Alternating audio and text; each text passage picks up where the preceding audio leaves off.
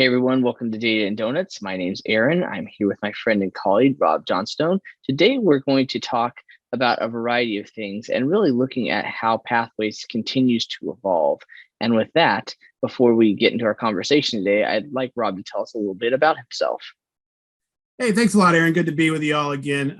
Always happy to be with friends from California, especially former IR friends like Aaron. My background is originally in IR when I came to higher ed in 2002. I am a social psychologist by education, worked at Foothill and Skyline in institutional research, worked with the RP group in California, and around 2009, started working on national projects, most notably Completion by Design and the Aspen Prize for Community College Excellence. And around 2013, shifted to start my own organization, the National Center for Inquiry and Improvement, and have been working for the last almost 10 years now on guided pathways and student financial stability and connection to workforce and really grounding the student experience at the center of the work, working on big national projects all the way down to work with individual college, like I did with Aaron's colleagues at Coastline and some others in California. So it's great to be with you all here today and happy to always follow Aaron's lead.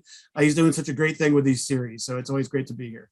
Excellent. I appreciate it. And so we're going to build on what you're kind of saying with pathways and seeing that we're going through this for quite some time and, really excelling and changing almost the landscape of what we're doing at our institutions. Where are colleges excelling just based on your experience working with them in guided pathways efforts?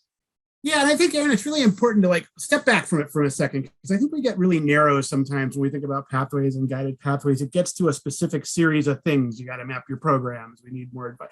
Rather than thinking of it as a framework and how to rethink the student experience. I think this is something you guys at Coastline did really well. I think some of the early work we did with NCII, when we were working with colleges directly, to really think about this work. And I think by the way, I say this everywhere across the country. I'm not just saying this because it's with Aaron on this call. But we used to think about this as how do you use cross-functional teams and work groups to help drive change in the student experience? And my friends at Coastline are like, Rob, that's all great, but no one wants to be part of a work group or a task force. We want to be part of a design team. And I had one of those V8 moments where I was like, I can't believe I've been this stupid for this long, because it was totally right. It wasn't just like this ephemeral thing, like call them design teams versus work groups, but it really was a chance to frame this as, what are we really doing here? My colleague Allison Cadlick was with us at the time, and with the great folks at Coastline, we really rethought how we worked with colleges around this. How can colleges redesign the student experience and be architects of that student experience? The student experience is the colleges that you either build or allowed to be the way it's always been. And that's what I think is so exciting about guided pathways. It's not automatic that it translates into this, but it's a chance to rethink how students come to our institutions, enter our institutions, progress through the institutions, and eventually complete. And I think one, by the way, to preview, I think where we may go a little bit later, is one of the big evolutions of this round of guided pathways is really, we always were talking about starting with the end in mind, right? Transferring with junior standing in a major or direct entry to a living wage job or career. But I think we've really kind of upped the ante on thinking about post-graduation success as the end of pathways. The completion agenda is wonderful, but completion means nothing if the students and the citizens that are coming to us to become students don't get what they need to have family-sustaining wages and careers in the marketplace. I think other groups in California who've worked on this for years, like the Career Ladders Project, who's done great work kind of integrating guided pathways and the classic kind of career pathways. But I do think that that stepping back from it, it's again important to remember that guided pathways gives you an opportunity. It gives you an opportunity to rethink the student experience. And by the way, it also gives you an opportunity. Guided pathways does not automatically equal a focus on equity, but it lets you integrate a focus on equitable student experiences and dismantling many forms of historical racism and other systemic approaches that have been affecting certain groups of our students. I would argue that the equity movement and the guided pathways movement were made for each other. They were made to work together to actually focus in on the student experience and to note that it isn't a uniform student experience. If you are a first generation college student who comes to Coastline Community College or a California Community College with a background that is culturally different than the kind of dominant white culture that has been kind of built into the ethos, then you're going to have a different experience. So how do we recreate your experience to not only level the playing field, but level the outcomes? I think that's really what I think is exciting about guided pathways work. I do think both those movements, by the way, can be helped by focusing in on what are we really changing in the student experience. I think one of the things about it, Aaron, is that a lot of work has been done on guided pathways internally. The question you always hear from me, as either wearing my Guided Pathways hat or maybe even wearing my Aspen Prize hat where I'm interviewing colleges or doing site visits, is how has the student experience actually changed? And how do you know? So that's where I think the kind of future of this is. And I think our friends at CESI, the Center for Student Engagement, I think our friends at AAC&U and Aspen and CCRC have all been along this ride of grounding the student experience as the unit of change. And all the stuff we need to do around that is in support of making sure that we're optimizing those experiences. I agree. And really thinking about, when you're capturing that experience and how can you get the totality of that experience along the way, to continue. I think that's the thing is with pathways, it's one of those things, it's an evolution is when we start to build in, and I just built in a grant recently that talked about the phase in of the grant to institutionalization, but it kept on two key points I kept looking at, I think should continue to be blended in. And I know we're going a little off the menu, but it's always my fault, man. I take us places it's all good, but it was really with the phases of what did we like? It's called learning, revising, and communication, and continually baking those into how do we continue to move that forward? Because you can learn, but if you learn in silo, it doesn't really help with really making that revision, because it's like cool story, but then what, right? And I think that's a big point. I picked two things out of that, Aaron, that are really important. I couldn't agree more. The first is one of the things, like I said, we took this ball, you helped us with it, Coastline, I ran with it. Like, what does improvement science tell us about design and redesign? It's about versioning. It's the most important understanding is you're not designing the perfect, you're never going to, first of all, there is no perfect solution, but you're not designing perfect first. We talk a lot now, more so than we even did when we worked with you guys a number of years ago. Like, what's version 1.0 of the thing you're designing? Because that's actually when, as you just said, that's when you start learning. And part of that learning is communicating. I always think about this I need some communications instructor to tell me there's probably some theory behind this, but I think in terms of concentric circles of knowledge in an institution. So the people who are in the core of something, whether it's a small group or a design team, they know a lot about the thing they're changing. There's usually a group right outside them who know a little, but that by the size of those two groups are tiny. And then you get to the third group and the fourth group. And what's interesting is I have had a comms faculty talk to me about this, and we did a presentation together in Michigan. She's like, you need to shorten the message to an elevator speech as you get to that broad circle, but you also need to give them a way to be involved in being part of the solution. And what are you actually asking of them? So I think you're onto something that's really important there. There's versioning and learning, but it's also how does the communication and feedback loop of a broader variety of constituents involve that evolution and versioning and learning. So, and some of the things we've done is because, like I said, no one's going to want to read a weekly newsletter. No one's going to read a monthly newsletter. How do you do that in a way that's palatable and understanding people consume information in different ways? One of the approaches we use at Coastline, we're on our 8th year of it, called the Planning Summit. It is 1 hour, and literally we have 19 speakers in 1 hour. And so you go and you get 2 to 3 minutes to but it's cool because you have one slide typically, and you get to just share. And so it's very snapshot. We typically have I don't know, as far as full-time, we have around 80% participation from full-time employees and then a ton of part-time. But that's how, at least for us, it's been successful to reach the scale, because we do it twice a year about what are some of the accomplishments and then what are we doing looking forward at the second one. But that's where, and we did that a lot with Pathways, it was just a snapshot, but it could help people understand, what's the impact to you? Why is it important to you? And then really layered that into just different other approaches of communication. And I think you're right, that is key. But to jump back a little bit, we'll jump back into the questions because it goes down that kind of same vein. Is what other data points would you maybe mention that help tell the learning journey across the pathways? What are some key things if other colleges are listening in that if they're collecting, that's great. How are they sharing, or are they? What should they be collecting? Yeah, that's a great question, Aaron. I mean, I always go back to what I consider the gold standard. My friends at Community College Research Center at CCRC, and we had a small hand in this back in Completion by Design, landed on what we called the momentum metrics.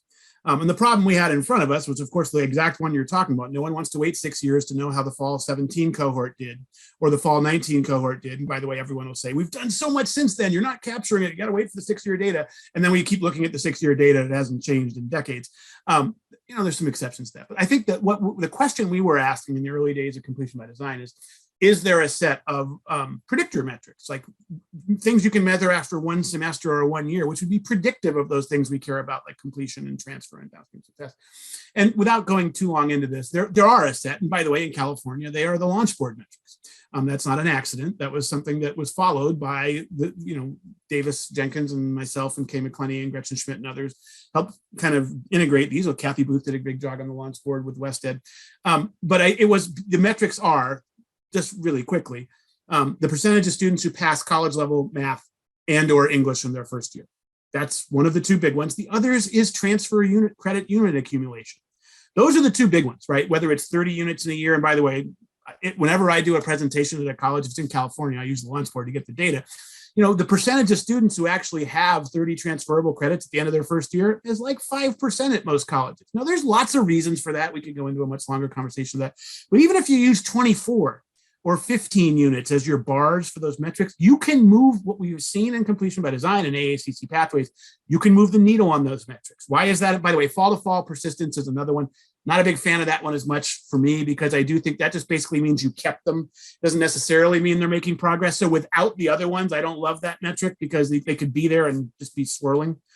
I could have a pre-nursing rant right now, but I won't go off on that. But those momentum metrics, here's the punchline. So CCRC got some data after we had these for a number of years to predict how much predictive ability did those 1 year and 1 semester metrics give you in downstream things like completion and transfer. And for you data dorks out there, and I know Aaron and I are both on that list, R squared tells you the percentage of variance that you can explain with a set of predictors. Usually if it's over 0.3 or 30%, you've got a really strong effect. The predictive ability of those momentum metrics from CCRC is 0.82. It predicts 82% of the variance in completion and graduation rate, which is insane. It's practically that is insane. That's R squared.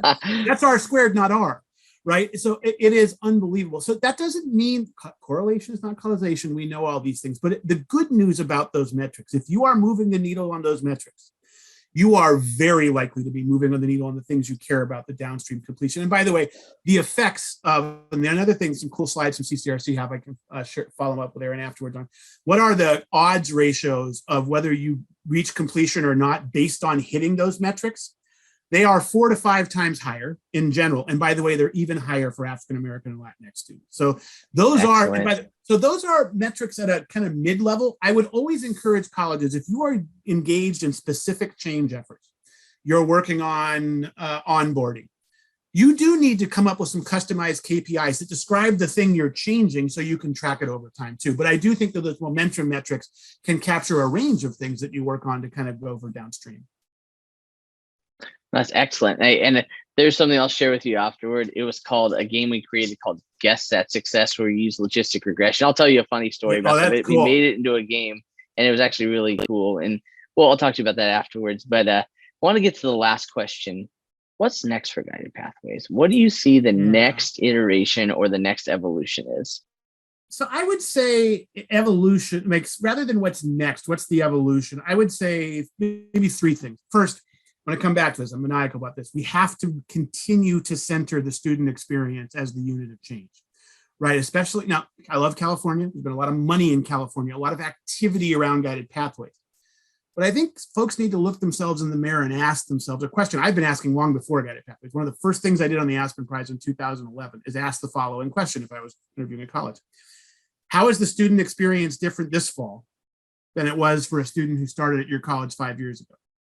It is such a hard question for most colleges to ask. And so even with all this guided pathways activity, now I believe firmly, by the way, that a lot of colleges have done a lot of good work. We've seen it. We've seen it in the Aspen Prize. We've seen it in California Guided Pathways.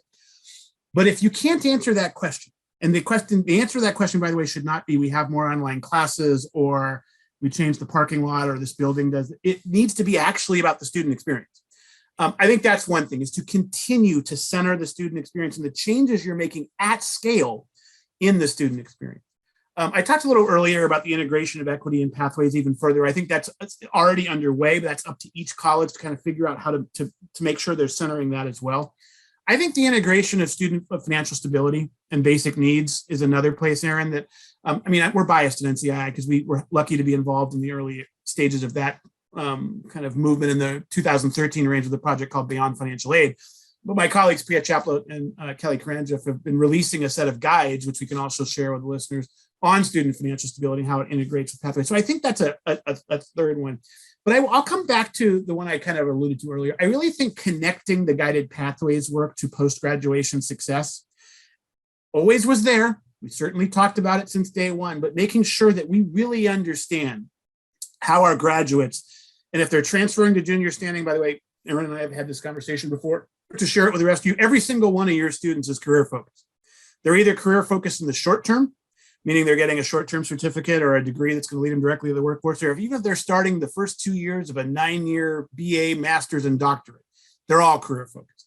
And yeah, everything we do in the liberal arts education is incredibly important. I don't have time to go into that rant because I am a firm believer, and that's actually, in the end of the day, what carries our students between jobs. So another time we can do that rant. But that's what we are saying, is that the students are in fact career focused, and eventually our success, yes, we're going to produce productive citizens. We're going to work on those institutional learning outcomes. But if our students aren't thriving in what is their marketplace, and their marketplace, there's a 99% chance it's not academia, it's a career other than in academia, then we need to make sure we're focusing on, are we preparing them for post-graduation success? I work on this cool project with the Bank of America Foundation. It's called the Jobs Initiative, and it's 11 community colleges. It's 4 4-year public HSIs and 6 public HBCUs. That's working with employers, connecting the colleges' guided pathways work. We have 2 colleges in California, Trade Tech and Riverside, all over the country, Miami-Dade and Northern Virginia, but also working with these HSIs like Arizona State, and Baruch, CUNY in New York, Florida International, and places like Morgan State and Tennessee State, these great Delaware State, these HBCUs. But it really is about connecting with employers to help then understand. And by the way, it's not always on the college to change things. Employers need to change some things too. So how do we work on those things together? I think that's another natural evolution of the pathways movement. And we have, by the way, another thing, a resource I can share is we've done a webinar series on that Bank of America project, which has some really cool topics on connection to employer. And it's actually publicly available. There I think are 19 of them now. It's been crazy over the last 16 That's awesome. years. That's awesome. But I'll share all these resources with Aaron, and he can share it out with all of you. So that's what definitely. I would say kind of comes next.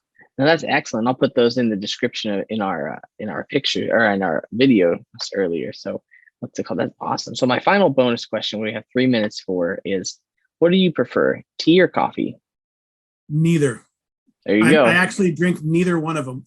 If that is a forced choice with death on the line, it would be tea, which I pretty much only drink when I'm sick. And I'll tell you what, my caffeine of choice is Diet Coke. I can do Diet Coke at 6 a.m., 10 a.m. It's a problem. I admit it. I just think it's a matter of which vice you have. But I never got the taste for coffee. And I still can't drink it. Like I just can't. And I'll do a tea every now and then, but I don't seek it out. So. No, that's excellent. Well, thank you so much, Rob, for hanging out today and giving us some great insight on pathways. We will talk soon, and I'll follow up with you on a couple of these other topics in the future. All right, everybody. Thanks for all the good work you're doing. I hope you all get a chance to rest and recharge this summer as well. Excellent.